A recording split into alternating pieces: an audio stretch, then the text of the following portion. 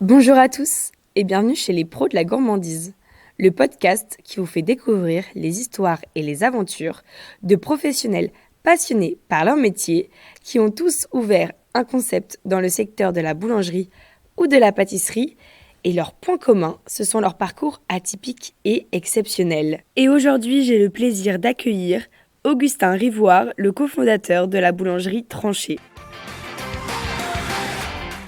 Bonjour Augustin, merci de nous accueillir aujourd'hui chez Tranchée. Salut, avec plaisir. Est-ce qu'Augustin, tu peux te présenter en quelques mots rapidement, histoire qu'on apprenne un tout petit peu mieux à te connaître? Yes. Salut Mathilde, Augustin Rivoire, je suis le cofondateur de Tranchée, entrepreneur depuis la fin de mes études, passionné de pas mal de sports autour de la mer, course à pied et également, du coup, tu l'auras compris, de la food. Et c'est T'aimes de bien ça. manger. Exactement. Et bah c'est super, donc nous on va revenir un peu sur ton parcours professionnel. Donc aujourd'hui, tu es le cofondateur de Tranchée avec Marie Desbiais, qui est ouvert depuis décembre 2022 et aujourd'hui vous avez 2 boutiques sur Paris. Est-ce que tu peux nous expliquer rapidement le concept de Tranchée et du coup comment vous arrivez à vous démarquer de la concurrence qui est assez forte sur Paris? Complètement. Tranchée, c'est né dans le cadre d'un projet de fin d'études. On s'est rencontré avec Marie, qui est du coup mon associée dans notre dernière année d'études, retrouvée autour de notre passion commune pour l'univers de la food. Et c'est vrai qu'on venait plutôt du milieu de la restauration, puisque j'ai la chance d'avoir 2 restaurants avec des amis d'enfance en Bretagne. Et Marie a travaillé pendant 1 an et demi au sein du groupe Big Mama. Et donc on avait vu toute cette évolution autour de la création de lieux d'expérience, du sourcing des matières premières, l'arrivée des acteurs de la food delivery. Et on se disait qu'il y avait quand même plusieurs chiffres qui pour nous parlaient un peu pour eux-mêmes dans le milieu de la boulangerie. Du type, t'as encore 7 boulangeries, un peu plus de 7 boulangeries sur 10 de quartier qui achètent de la viennoiserie industrielle surgelée. Et c'est vrai que pour nous, c'était pas forcément dans le sens de l'histoire et dans ce que viennent rechercher aujourd'hui les consommateurs. Et donc c'est de ça qu'est né, c'est vraiment la jeunesse du projet, c'est d'être des boulangeries engagées, donc 100% artisanales, d'être pas simplement des lieux de passage mais vraiment des lieux de vie, donc on essaie d'avoir quelques places assises, d'être dans une belle boutique qui a été bien pensée dans des belles rues pour l'instant de la capitale. Super, et est-ce que tu peux nous expliquer un peu pourquoi ce nom, Tranchée, comment vous est venue l'idée? Alors c'est de 3 facteurs. Le premier, c'est trancher comme notre vision radicale de la bonne boulangerie. D'accord, super. Trancher comme une bonne tranche de pain bien moelleuse. Et trancher comme, je ne sais même pas le troisième, je vais avoir un doute, vision radicale, comme un slogan qu'on a envie de clamer. Donc c'est trancher avec un point d'exclamation. Ok, top, c'est super. Bon, du coup, on comprend dans ton histoire que tu as toujours eu un peu cette âme d'entrepreneur. En tout cas, l'entrepreneuriat est apparu très tôt dans ton parcours. Donc, pour revenir un peu en arrière pour comprendre comment tu en es arrivé là aujourd'hui, en 2020, donc, tu rentres à Sciences Po. En 2021, tu fais un bachelor toujours de commerce au Québec. Et en 2022, tu fais un master X HEC entrepreneur. Est-ce que tu peux nous expliquer dans tes études supérieures, est-ce que tu savais dès le début que tu voulais faire de l'entrepreneuriat ou est-ce que c'est au fur et à mesure que tu as découvert cette appétence chez toi? Alors c'est plutôt en 2018 que je suis parti d'abord à Montréal faire un Bachelor of Commerce du coup à McGill pour être précis. Et à ce moment-là, je savais que j'avais envie de continuer à découvrir plein de domaines, à me chercher, et je trouvais que le management c'était assez large, ça me fermait entre autres aucune porte. J'avais beaucoup hésité à l'idée d'aller faire une école hôtelière, l'école hôtelière de Lausanne, et donc je savais déjà que le milieu du service, de l'hospitalité, de la restauration, de la boulangerie indirectement m'intéressait, m'intriguait, parce qu'en fait le fait que ce soit c'est un métier du service, c'était cet univers-là qui m'intéressait, donc j'avais eu plusieurs premières expériences professionnelles, de stages, de jobs saisonniers, etc. Dans ce milieu. Et après, tout au long de mon parcours, j'ai eu cette opportunité pendant le Covid de reprendre un restaurant en Bretagne, ville dont je suis originaire, à Dinard. Et c'est pour le coup, ça a été assez révélateur. En fait, je trouvais que c'était hyper polyvalent. Tu montais en compétence sur beaucoup de sujets, des sujets forcément RH, des sujets de gestion d'entreprise, des sujets qualité, hygiène, service, attente client, immobilier. Et donc j'ai eu vachement envie de creuser plus en détail tout ça, et c'est comme ça que je me suis dit qu'il fallait absolument que j'arrive à faire un master en entrepreneuriat.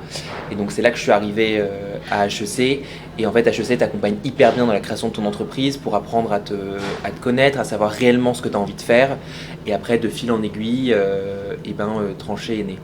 Et est-ce que dans ta famille, tu as déjà des entrepreneurs que peut-être tu regardais de loin, qui t'ont inspiré, ou pas du tout, c'était vraiment une découverte pendant les études? Alors, j'ai beaucoup voyagé, donc je dirais que j'ai une famille où on a tous des parcours très différents. Nos parents nous ont beaucoup laissé grandir comme on avait envie de grandir et d'aller vers nos propres centres d'intérêt. Et dans les générations d'avant, il n'y a pas vraiment de restaurateurs ou d'hôteliers. Mais par exemple, dans notre propre famille, j'ai deux restaurants du coup en Bretagne avec ma sœur, et mon petit frère est en CAP cuisine. Donc tu vois, c'est quand même quelque chose qui est familial. On a toujours beaucoup aimé passer des bons repas ensemble, découvrir des nouvelles adresses dans la restauration. Et je pense que le fait qu'on ait voyagé, ça nous a appris à sortir un peu de notre zone de confort, à se tourner vers les autres, à apprécier les aventures humaines. Et je trouve quand même qu'avant tout, l'entrepreneuriat, c'est des belles aventures humaines. Et donc, c'est ça ce qui m'a donné envie d'en. D'accord. Et du coup, pour revenir un peu plus, ton master à HEC, qui était vraiment, pour le coup, focus en entrepreneuriat, qu'est-ce qui t'a apporté de plus? Parce que tu avais quand même fait pas mal de management et de commerce avant. Qu'est-ce que ça, spécifiquement, ça t'a apporté pour aller peut-être plus loin dans tes projets? Ce qui est hyper chouette, c'est que pendant mon bachelor à McGill, j'ai eu une vue d'ensemble sur tous les sujets de management. Et quand je suis arrivé à HEC, c'est extrêmement concret. Donc ça va être des séminaires, des conférences, des workshops, ce qu'ils appellent, et même des projets au sein d'autres entreprises. Donc tu comprends les problématiques sur le terrain, tu montes en compétences auprès d'anciens du master qui ont monté des belles boîtes. Donc c'est hyper enrichissant. Et dans la deuxième phase de l'année, donc ça c'est au cours du premier semestre, et dans la deuxième semestre de l'année, tu commences à travailler réellement sur ton projet entrepreneurial. Et il t'accompagne sur l'étude de marché, la recherche potentielle de financement, la création de ce qu'on va appeler ton pitch deck, essayer de comprendre quels sont un peu les pains, donc les problématiques que tu cherches à résoudre. Et donc c'est un peu tout ça que le master t'apporte. Et après, en gros, il te donne toutes les cartes en main pour mettre toutes les chances de ton côté pour que ton projet puisse aboutir. Et nous-mêmes, tu vois, on a eu la chance de pouvoir écrire notre mémoire de fin d'études sur un sujet hyper proche de celui de trancher. Donc ça te pousse à aller rencontrer des personnes de ton milieu et qui d'ailleurs pour certains ont été les premiers parfois à nous faire confiance au début de l'aventure. Donc c'est un cercle vertueux. Oui, ça montre qu'ils vous font confiance et que du coup il y a des bonnes idées qui sortent. Est-ce qu'il y en avait beaucoup de petites startups, d'entrepreneurs qui voulaient se lancer dans la food, ou vous étiez un peu les seuls? C'est un milieu quand même qui est assez dynamique et il y a de la création d'entreprise.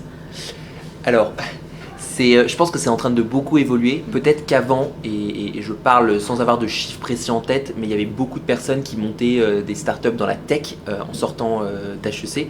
Et d'ailleurs, l'incubateur d'HEC dans lequel on a eu la chance d'être incubé pendant plusieurs mois, il y avait beaucoup de SaaS, de green tech, de fintech. Mais c'est en train d'évoluer. Et d'ailleurs, la preuve en est, puisque Tranché a pu être accompagné par cet incubateur qui est à Station F pendant plusieurs mois. Et donc je pense que c'est un métier qui attire de plus en plus et que la conjoncture économique et le contexte actuel des startups de la tech aide à pousser des boîtes dans peut-être un peu moins innovant, un peu moins de l'innovation de rupture, mais par contre de l'innovation potentielle de marché, sur le produit, sur le service. Et ça c'est hyper cool. Et c'est aussi parce que c'est des boîtes qui sont forcément plus facilement rentables, parce qu'elles sont, on va pas se mentir, peut-être plus simples à construire, après à aboutir. Après, au personnellement parlant, il faut que ça suive. Et le gros enjeu du coup, il est de faire en sorte que ces modèles soient scalables pour pouvoir quand même être considérés comme une start-up. D'accord. Mais du coup, on comprend bien que tu entreprends en même temps que tes études. Donc en fait, tu as commencé assez jeune. Est-ce que ça te fait pas peur, ça t'a pas fait peur d'avoir ces responsabilités un peu comme un enfant qu'on crée et qu'on essaye de faire vivre assez tôt comme ça? Après, j'ai la chance dans chacun de mes projets d'avoir de super associés qui sont à chaque fois un petit peu plus âgés, donc probablement un peu plus matures sur certains sujets. Mais mine de rien, non, au contraire, je trouve que entreprendre jeune, c'est vraiment le premier conseil que j'ai envie de donner à tous ceux qui hésitent à se lancer, dans le sens où globalement, t'as un peu rien à perdre encore, puisque professionnellement, t'as pas construit un début de carrière ou autre, t'as souvent pas de charge familiale quelconque, et donc tu peux te permettre pendant 2-3 ans de ne pas te payer, d'être encore entre autres sur une pseudo-vie étudiante professionnelle, mais c'est certain que ça vient avec de grosses responsabilités, notamment au moment où tu commences à avoir tes premières personnes dans ton équipe, parce que tu as un peu une responsabilité à la fin du mois de pouvoir les payer et t'as pas envie de les décevoir alors que eux t'ont accordé leur confiance au tout début de ton aventure entrepreneuriale. Mais c'est hyper riche en apprentissage et je pense qu'en 2 ans, 2 ans et demi d'entrepreneuriat, j'ai bien plus appris que pendant les 10 années d'avant. Ouais, d'études et tout.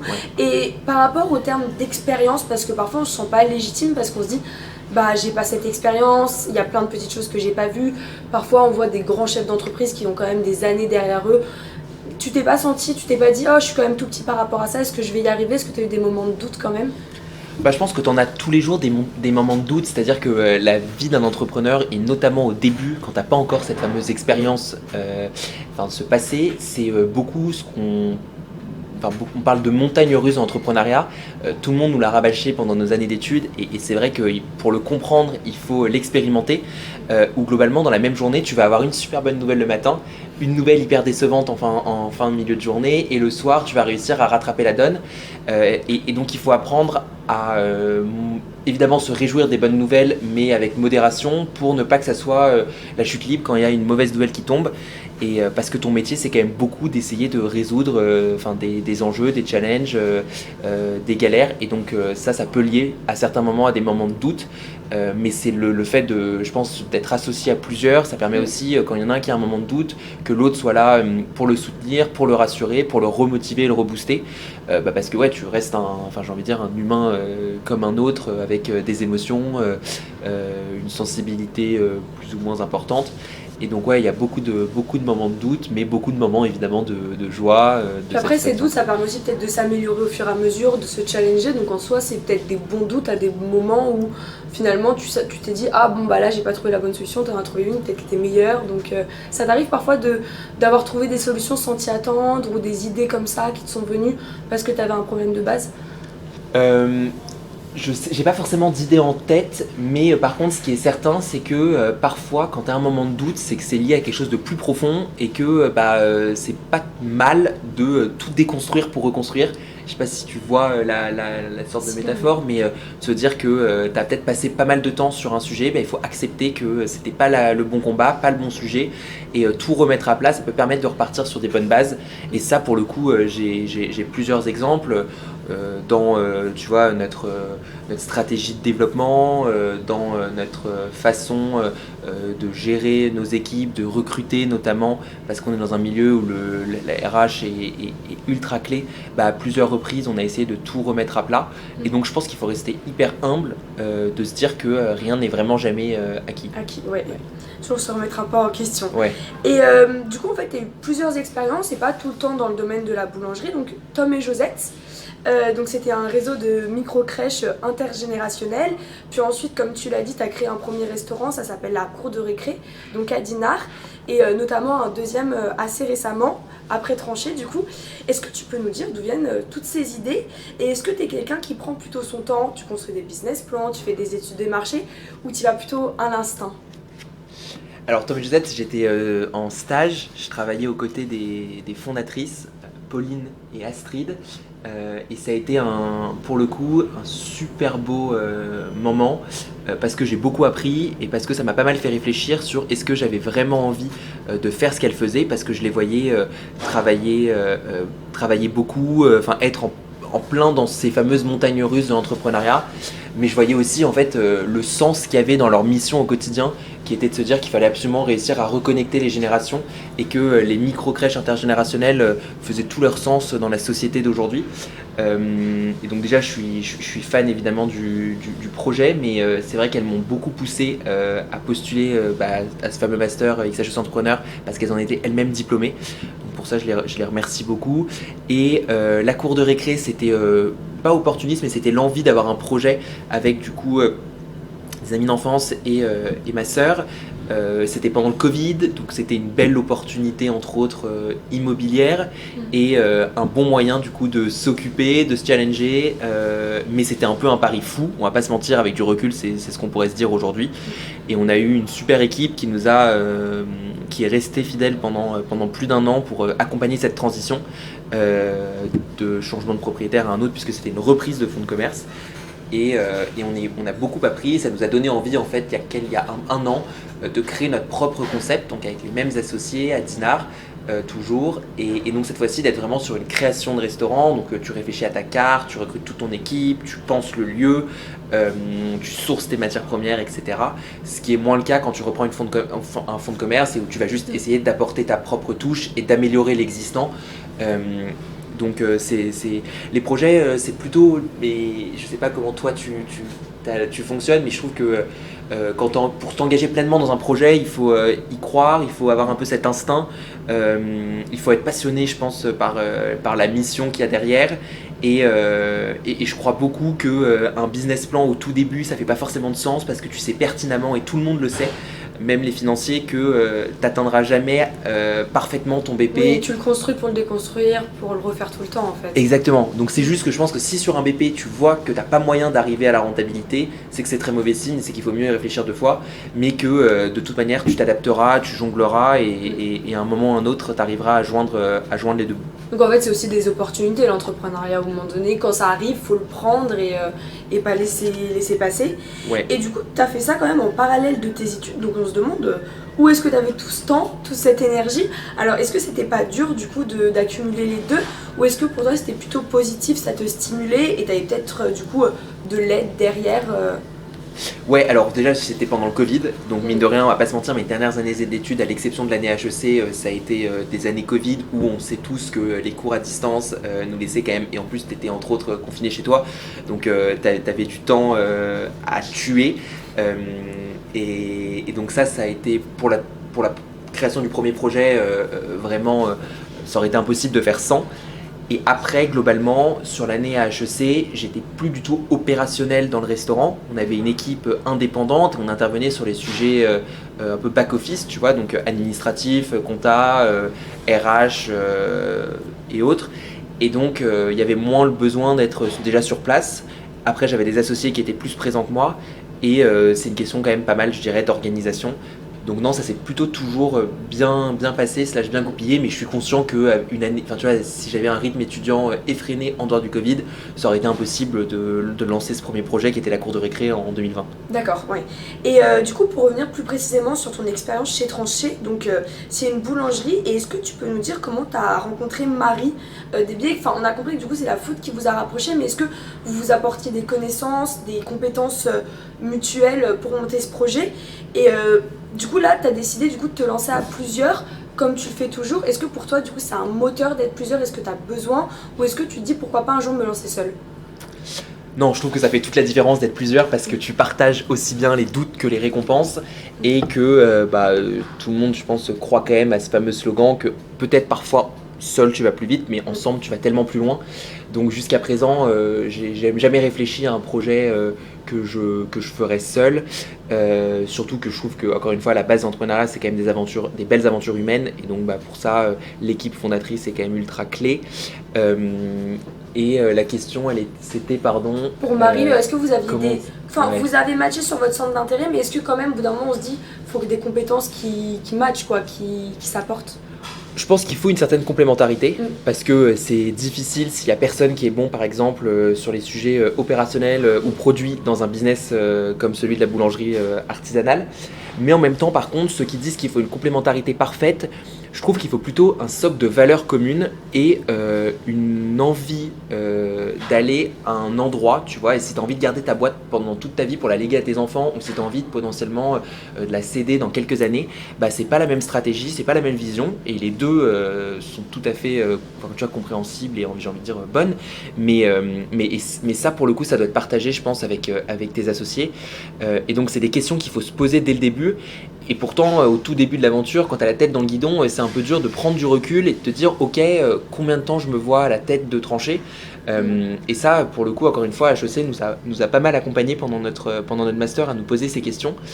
Et du coup, avec Marie, on est assez complémentaires, donc on se répartit bien les tâches. Elle intervient beaucoup parce qu'elle est très douée sur ça, sur tous les sujets opérationnels, la R&D, les produits.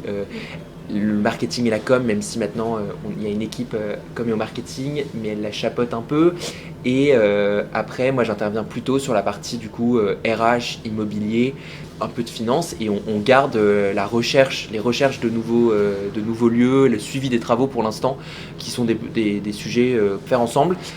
On verra comment ça évolue dans les prochains mois, mais tu vois là progressivement on est en train de structurer une équipe sur les fonctions support depuis quelques mois, l'ouverture de la deuxième boutique globalement, pour préparer l'ouverture qui arrive de façon imminente, et donc ça nous oblige à avoir des personnes qui sur les fonctions support, et en plus c'est hyper rassurant de savoir que tu as des personnes qui sont vraiment expérimentées dans le domaine de la ressource humaine, des ops, et qui prennent la relève sur ces sujets, parce que tu peux pas être sur tous les fronts, et donc on verra en fonction de comment est-ce qu'on structure l'équipe, les sujets qu'on gardera mutuellement dans les prochains mois. D'accord, et du coup Marie elle a passé son CAP pâtisserie, et donc est-ce que toi aussi c'est quelque chose que tu voudrais passer, que tu as envie, peut-être que tu envisages?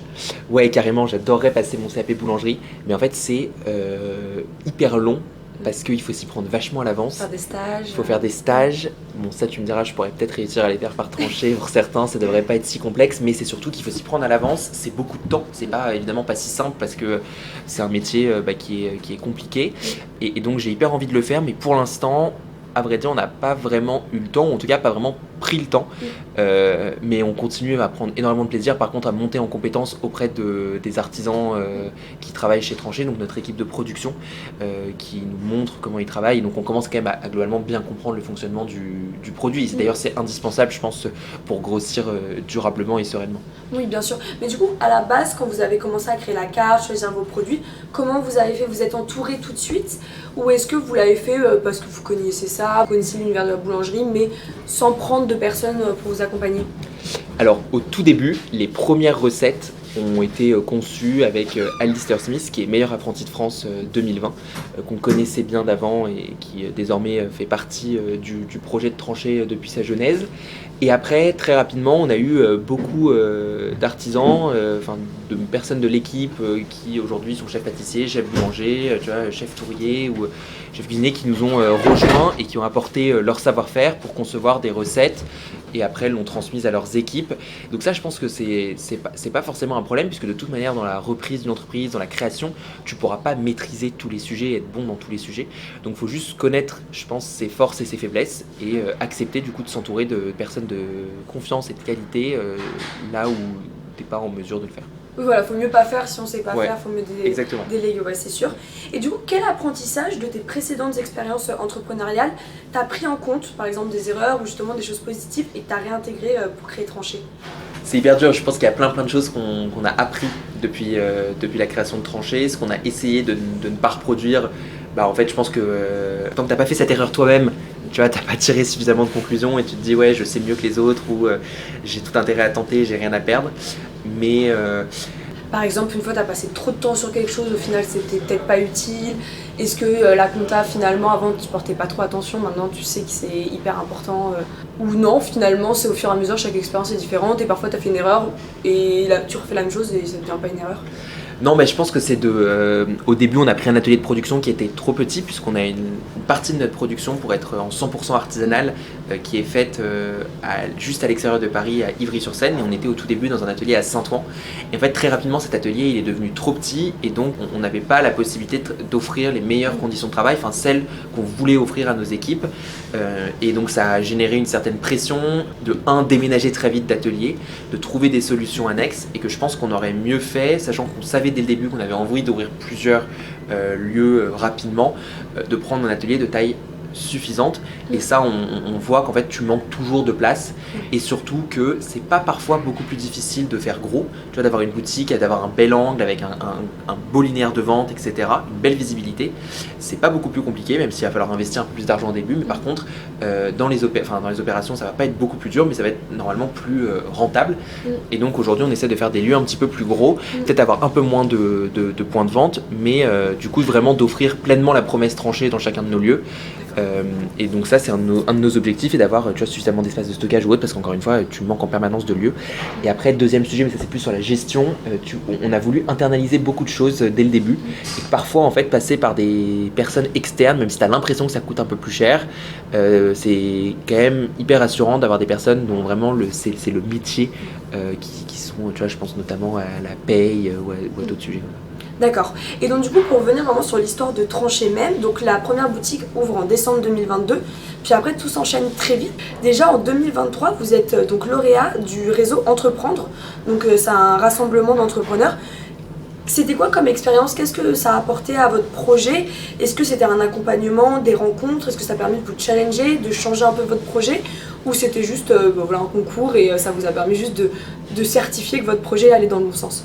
Si tu montes une boîte un jour, je peux que te recommander d'essayer de rejoindre le réseau Entreprendre, parce que c'est un super réseau où globalement tu vas être accompagné par des personnes déjà hyper talentueuses, mais c'est surtout que tu as des clubs dans lesquels tu retrouves des entrepreneurs qui partagent les mêmes enjeux, les mêmes défis que toi, qui sont au même stade de développement, et dans lequel tu peux parler hyper ouvertement des sujets difficiles qu'habituellement tu gardes pour toi parce que tu n'as pas forcément envie d'en parler ni à tes actionnaires, ni à tes associés, ni à ta famille, ni à tes amis, ni à ton équipe. Donc il y a déjà ce partage, tu te sens beaucoup moins seul. Il y a des super événements, ils ont énormément de partenaires sur plein de sujets divers et variés. Donc non, c'est un écosystème qui est absolument incroyable, le réseau Entreprendre, et c'est un écosystème dans lequel il y a tout type d'entrepreneurs, des personnes qui ont repris des entreprises, des personnes qui en ont créé, des personnes de tout âge, de toute catégorie sociale. C'est vraiment un superbe association. Ouais, c'est hyper enrichissant, puis même pour se faire entourer, soutenir et tout, ça doit être bien. Parce que même si notre famille est là, parfois, elle n'est pas entrepreneur, donc ils peuvent pas forcément comprendre toutes les problématiques. C'est bien d'avoir un peu séparé. Et donc du coup, ensuite, encore en 2023, vous avez fait une levée de fonds donc de 3 millions d'euros, donc ce qui est vraiment conséquent. Ça s'est passé comment? Par quel billet vous y êtes pris? Et c'était quoi l'objectif derrière ça? Alors, la levée de fonds, c'était simplement d'avoir la possibilité, en renforçant tes fonds propres, de pouvoir aller chercher plus de dettes auprès de la banque, dans un contexte économique qu'on sait aujourd'hui un peu compliqué parfois pour lever de la dette, et donc de pouvoir se développer plus rapidement, sans chercher évidemment à ouvrir 10 boutiques dans la même année. Ça n'aurait aucun sens et ça nous ferait perdre la qualité de notre produit, la promesse, et aussi le fait que Tranché, ça reste une grande famille où tout le monde est soudé, mais ça nous permet quand même d'ouvrir, tu vois, là sur l'année 2024, on espère 2 ou 3 boutiques. Et donc c'était vraiment la principale raison, et c'était aussi d'avoir un peu des fonds pour essayer de créer une marque, parce qu'aujourd'hui il y a un constat qui est factuel, c'est que les jeunes, notre génération, tu vois, elle se déplace 2 fois moins à la boulangerie en comparaison avec celle de nos parents ou de nos grands-parents. Les stats sont pas hyper précis, mais c'est dans ces zones-là, et on sait que c'est hyper dommage parce que c'est le commerce de proximité préféré des Français, que tu es ancré dans la vie de quartier, que ça fait tout son sens post-Covid, on l'a remarqué, et donc on avait hyper envie d'essayer de créer une marque qui parle aux jeunes, avec une présence forte sur les réseaux sociaux, en investissant dans une belle marque, dans des beaux lieux. Et ça, forcément, il faut un peu des fonds, et donc la levée de fonds faisait en partie de ça. Et surtout, ça te permet, en fait, en faisant une levée de fonds, t'y penses pas forcément, mais d'avoir beaucoup d'entrepreneurs qui te rejoignent, qui du coup deviennent tes actionnaires, et qui peuvent être de super conseils pour t'éviter de faire des erreurs que eux ont pu faire. Et nous, ça a été le cas. On a la chance d'être accompagnés par plein d'entrepreneurs de la food et même d'autres écosystèmes qui parfois ont un regard extérieur et qui te challenge au quotidien. Donc c'est vraiment hyper chouette d'être entouré en tant que jeune entrepreneur par des personnes. Un plus expérimenté, un peu plus vieille, parfois, ouais. Et donc du coup, pas longtemps après, en juin 2023, vous ouvrez déjà un deuxième point de vente, donc dans le 18e. Donc est-ce que vous avez reproduit le modèle de votre première boutique, vous l'avez juste scalé, ou est-ce qu'il y a quand même eu des modifications à apporter, notamment peut-être par rapport au quartier? Et comment vous êtes passé de gérer à une boutique, où quand même il y a beaucoup de choses qui sont centralisées, à 2 boutiques, où il faut un peu du coup démultiplier? Vous avez déjà prévu en amont?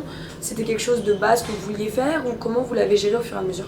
Ouais, hyper bonne question, et clairement on a ouvert cette boutique peut-être un tout petit peu trop rapidement, c'est-à-dire qu'on n'a pas suffisamment laissé respirer la première, donc ça c'est un apprentissage qu'on a fait, mais en même temps on avait besoin pour amortir en soi cet atelier de production d'ouvrir ce deuxième lieu, et surtout que c'est un local dont on est tombé amoureux parce que c'est en plein cœur des Batignolles, donc c'est dans le 17e arrondissement, et du coup, c'est un quartier qu'on adore avec Marie, donc on avait hyper envie de s'ouvrir. On pouvait pas passer, d'ouvrir dans cette rue, on pouvait pas passer à côté du coup de ce local rue des Dames, de cette opportunité. Et on a tiré quand même rapidement beaucoup de conclusions de l'ouverture du 9e parce que du coup, en étant opérationnel dedans régulièrement, j'ai pas envie de dire tous les jours, mais quand même dans les premières semaines et premiers mois, très fréquemment, on a pu voir par exemple que l'ergonomie au travail n'était pas optimisée à tel endroit, que le merch, donc la présentation de tes produits pouvait être mieux pensée, que le flux client, voilà comment est-ce qu'il fonctionne, et tu vois comment est-ce que tu peux faciliter du coup la vie de tes équipes, l'expérience client en boutique. Et donc pour toutes ces raisons, on a travaillé sur la deuxième ouverture avec Label Expérience, qui sont des pros du retail, qui t'aident à penser le flux client, le merch, la visibilité de ta boutique et autres, et qui te donnent un peu toutes les clés en main après pour répliquer ce modèle dans d'autres potentielles ouvertures.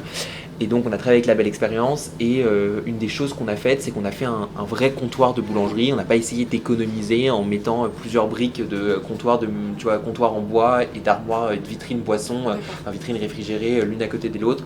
On a vraiment investi plus d'argent dans cette boutique, mais on espère que ça sera bénéfique. Et surtout on a vu que on a retravaillé en même temps la marque en se disant que la marque qu'on avait conçue initialement, elle était très millennials, donc très jeunes clients, et que notre population était peut-être plus des jeunes actifs, jeunes familles, etc. Et c'est la population des quartiers dans lesquels on s'implante. Donc il fallait qu'on repense un peu la marque pour qu'elle s'adapte aux Batignolles et qu'elle soit réplicable plus facilement, donc de façon un peu plus premium, un peu plus traditionnelle. Elle était peut-être trop digitale, la première image de marque. On a travaillé pour ça avec Studio Avenir. Ça, c'est vraiment les deux gros sujets, les deux grosses conclusions qu'on a tirées de la première ouverture. C'est en fait tout ce qui ne fonctionnait pas dans la marque, dans l'ergonomie, dans l'expérience client. Et du coup, au quotidien, ça se passe comment concrètement? Du coup, vous avez votre centre de fabrication un peu à l'extérieur de Paris, donc ils fabriquent et vous faites livrer les deux boutiques. Est-ce qu'il y a des choses qui sont faites sur place? Est-ce que vous arrivez par exemple à réapprovisionner l'une ou l'autre dans la journée? Comment ça se passe? Est-ce que vous, pour gérer les stocks concrètement avec deux boutiques, vous faites comment au quotidien?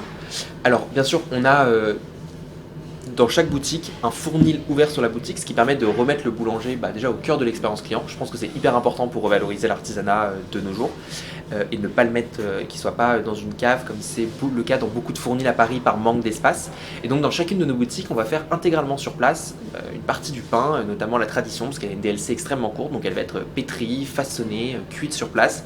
C'est le cas aussi des viennoises, ça va être le cas par exemple de buns, c'est le cas des petits pains en pépites de chocolat, des petits pains aux figues, et c'est le cas sur la cuisson de la viennoiserie, qui du coup est envoyée tous les matins depuis notre atelier de production avec la pâtisserie, et après va être cuite tout au long de la journée dans chacune de nos boutiques pour préserver la fraîcheur du produit, le rendu.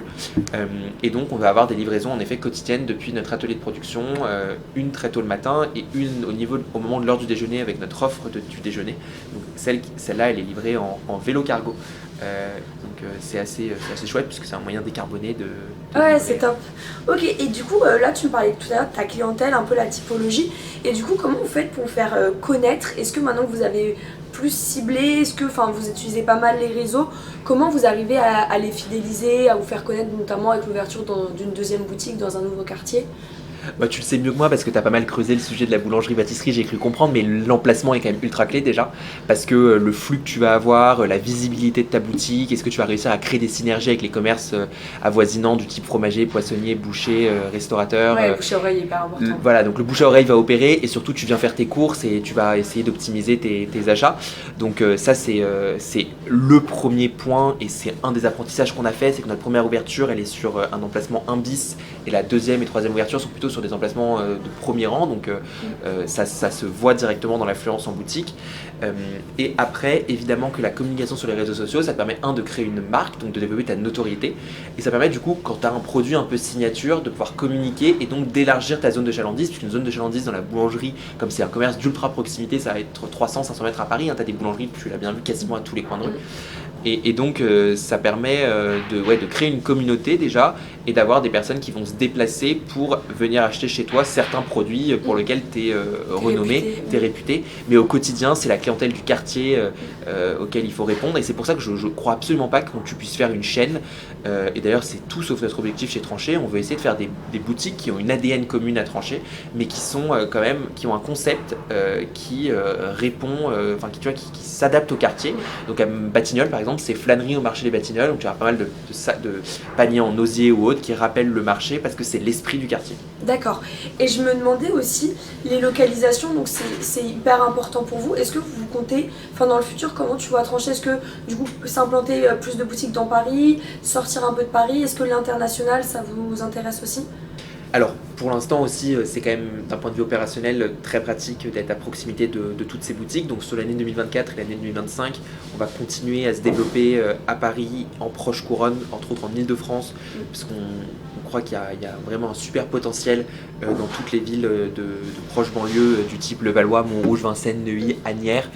Donc on a hyper envie d'ouvrir des boutiques. Ici les Moulineaux aussi. Ici les Moulineaux, c'est promis. Boulogne, on va y arriver un jour. Mais c'est parce que pas très loin à Versailles, tu as un boulanger qui est très fort et qui a plusieurs boutiques. D'accord. Donc c'est toujours compliqué quand même de s'implanter dans un marché qui est... il y a Meunier, chez Meunier, ouais. Ça vient de plus en plus. Hein. Non mais c'est fou, je pense que tout le monde partage ce constat du fait que la proche couronne, surtout que Paris du coup devient ultra maillé par quand même une concurrence assez forte. Donc il y a évidemment toujours moyen de se différencier par ton produit, par ton expérience, par tes boutiques. Mais que pour avoir de l'impact, c'est-à-dire offrir du bon pain à tous, valoriser entre autres la boulangerie nouvelle génération avec des farines bio, des produits 100% fait maison, tu vois une gamme de produits un peu plus restreinte mais avec des matières premières de qualité, si tu en as à tous les coins de rue ça fait moins sens. Donc l'objectif c'est d'aller dans des zones où il n'y a potentiellement pas encore trop de concurrence sur ce marché-là, le marché de la boulangerie engagée.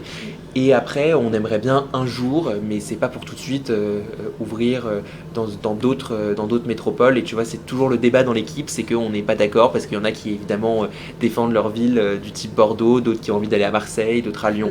Donc ça sera vraiment dans un temps d'eux. Aujourd'hui on se focalise sur les opérations, sur notre développement à Paris, sur la création d'une marque, sur le R&D, donc le développement de nouveaux produits.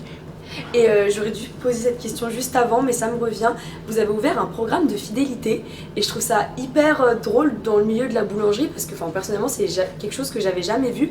Est-ce que ça fonctionne bien ou pas? Ou est-ce que du coup ça enlève un peu ce côté un peu artisanal, venir acheter sa baguette? Ou est-ce que les clients aiment bien?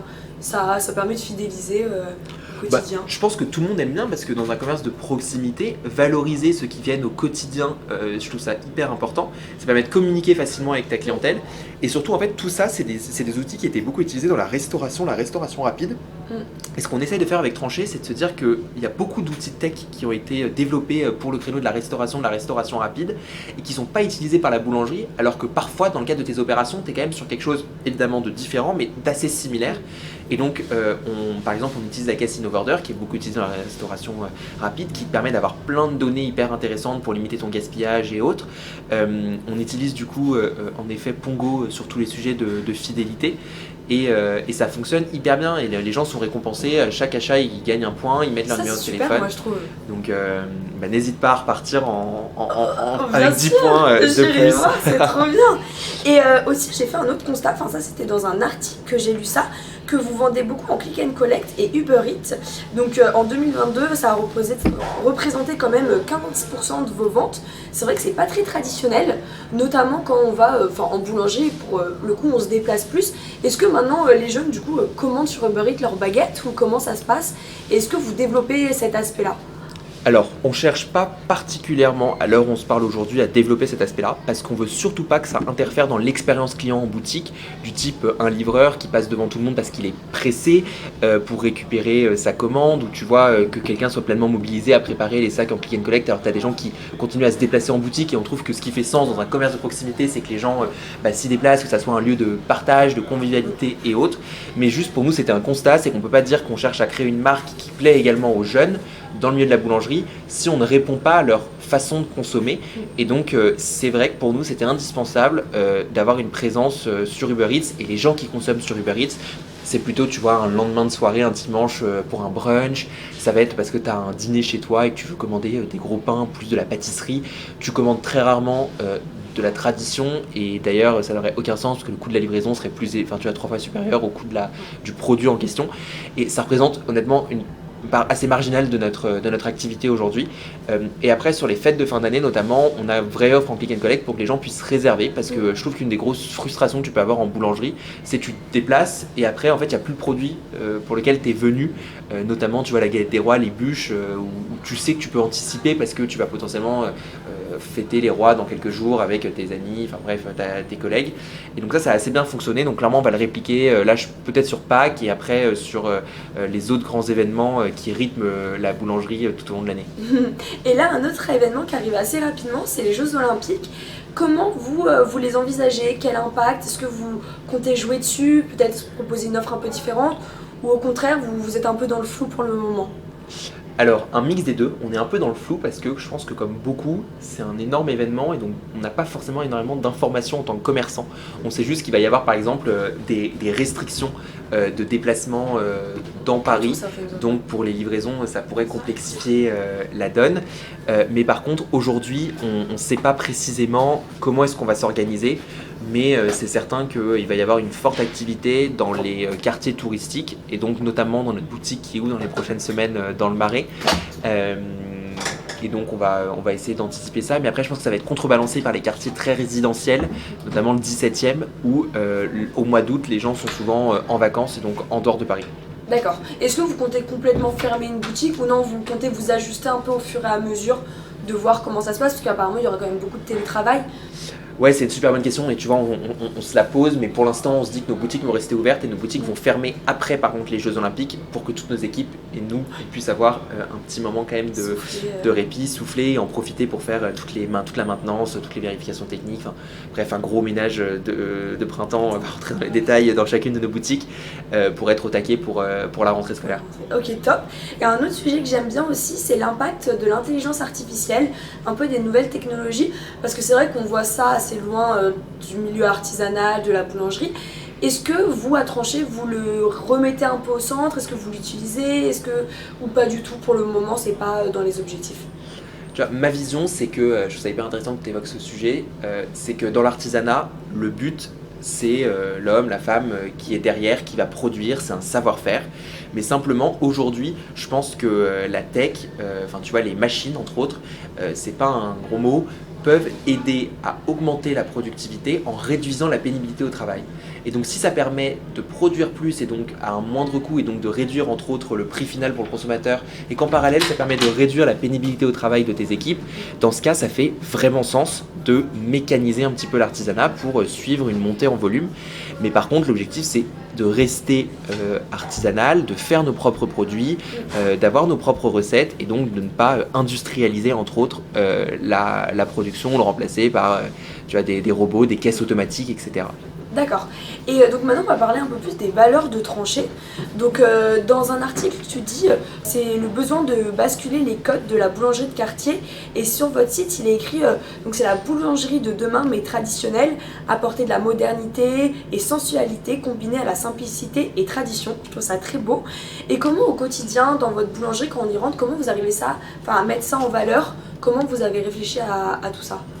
Si tu l'as pas remarqué quand t'es rentré, c'est qu'on n'est pas bon alors. C'est déjà dans les couleurs, non, mais c'est très beau. Alors ouais, globalement la mission, enfin la vision, c'est d'essayer de remettre l'artisanat au cœur des nouveaux modes de consommation. Donc ça c'est pour toutes les raisons qu'on a évoquées jusqu'à présent. Et après notre objectif à tous, qu'on partage chez Tronchet, c'est d'essayer de devenir une des références de la boulangerie urbaine engagée.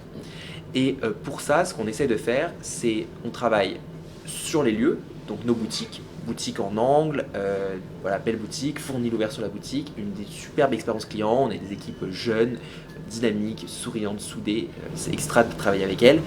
Et après, on a une gamme de produits, certes un peu restreinte, mais on est en 100% artisanal, on travaille avec farine bio, des moulins bourgeois, qui est un moulin dont tous les blés sont récoltés en Île-de-France, avec un beurre AOP en direct de Vendée.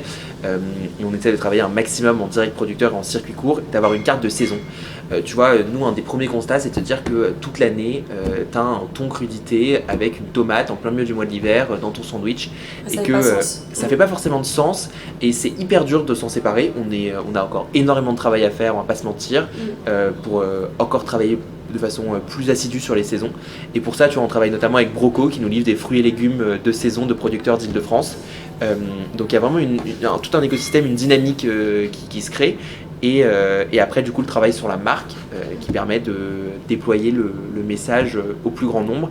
Et en boutique, je pense que le marketing, tu vois, sur les réseaux, il se continue en boutique. Tu parles avec ton logo de certification bio, avec tes étiquettes où tu vas mettre les produits VG, avec du coup une équipe de vente qui est passionnée, donc formée entre autres à parler de ses produits, à conseiller et que ce soit pas simplement, tu vois, ou un achat, enfin que ce soit plus parfois une discussion, même si dans les périodes de rush, ça va vite, ça doit avancer parce que chacun est pressé. Et après on s'adapte, il y a des moments de la semaine où tu as plus ou moins de temps et les clients ont plus ou moins envie d'échanger avec toi.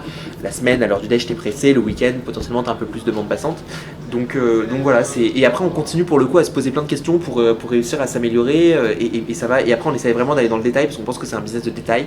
Donc sur le merch, sur les packaging, où tu vois sur le packaging on écrit un petit peu quel est le manifesto de tranchée, pourquoi est-ce qu'on travaille la saisonnalité et autres. Et après on va continuer, on l'espère, à monter en compétence sur ça, et on est pas mal inspiré, tu vois, sur ce que fait Nouvelle Garde, de parler de leurs producteurs. C'est la brasserie du bio, brasserie Martin, ils ont pas mal de brasseries, ils revalorisent, tu vois, la brasserie française, ils essaient de la dépoussiérer, on essaie de faire un peu pareil avec la boulangerie de quartier, et pour ça on est assez inspiré par ce qu'ils font dans le cadre de leur communication. D'accord, et j'ai vu aussi sur LinkedIn que vous faites parfois des demi-journées où vous échangez les métiers. Donc, par exemple, un boulanger devient vendeur ou inversement.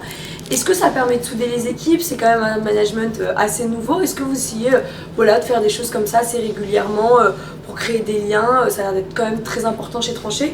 Est-ce qu'il y a d'autres petites techniques, d'autres secrets que vous mettez en management comme ça que vous réappliquez? Ouais, alors globalement, dans les valeurs, quand tu rentres chez Tranché, la culture d'entreprise, c'est la positivité, la proximité, l'entrepreneuriat. Et donc, pour toutes ces raisons, dans proximité, il faut évidemment que les équipes soient soudées, qu'elles se connaissent. Et comme tout le monde travaille dans des endroits différents, entre tu vois, la vente, l'atelier de production, les fonctions support, c'est hyper important que les gens puissent se rencontrer à travers ces journées Mes Vies, Ma Vie. Ça permet aussi de comprendre quels sont les enjeux du métier des autres. Pourquoi est-ce qu'en fait, parfois, il se peut qu'il y ait des choux à la crème qui soient ratés? Parce que derrière, c'est les mains qui les font, et donc ils peuvent faire des erreurs dans leurs recettes, dans les grammages ou autres. Montrer aussi aux équipes en prod pourquoi est-ce que parfois il pourrait y avoir un avis 2 étoiles avec quelqu'un qui a été un peu moins accueillant que d'habitude, parce qu'on a chacun nos vies perso derrière qui peuvent impacter un petit peu ta vie pro, même si on essaie de l'éviter au maximum. Et donc ces journées de Vie Ma Vie, c'est des journées de partage et qui sont hyper importantes, qu'on n'a que commencé assez récemment. Donc je vais pas te dire que ce serait de mentir de te dire que je peux tirer plein de conclusions, mais en tout cas les premières personnes qui l'ont fait et qui en parlent avec un big smile. Donc je pense que c'est tout l'objectif.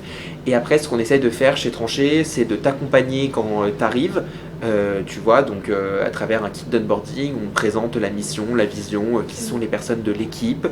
On essaie d'avoir des team building réguliers où on se retrouve tous, même parfois il nous arrive de fermer un peu plus tôt nos boutiques parce que comme tout le monde est sur un rythme différent, pour se retrouver quelques heures, partager un moment ensemble.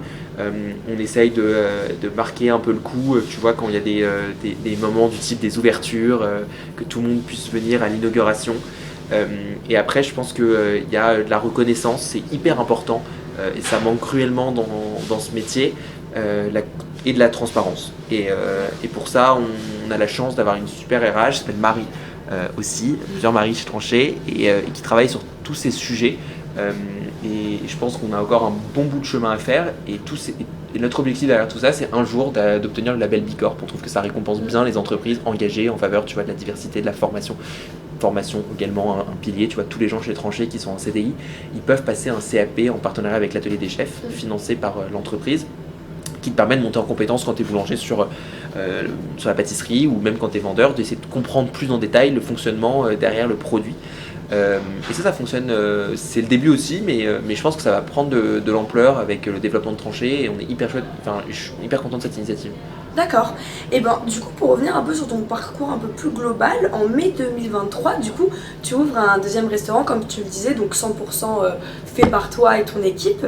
Et du coup, pour comprendre, aujourd'hui, du coup, tu es sur plusieurs fronts en même temps. Qu'est-ce qui est ton métier réellement aujourd'hui? Est-ce que tu fais encore du management ou tu as moins le temps? C'est vraiment que du back-office? Est-ce que tu arrives à aller dans tes boutiques? Comment tu arrives à gérer ton temps entre tout ça? Ouais, pour le coup, je suis à temps plein sur Tranché, c'est-à-dire que mes restaurants, c'est des projets, side project, je prends énormément de plaisir à bosser dessus, mais j'y consacre pas beaucoup de temps, je dois l'avouer.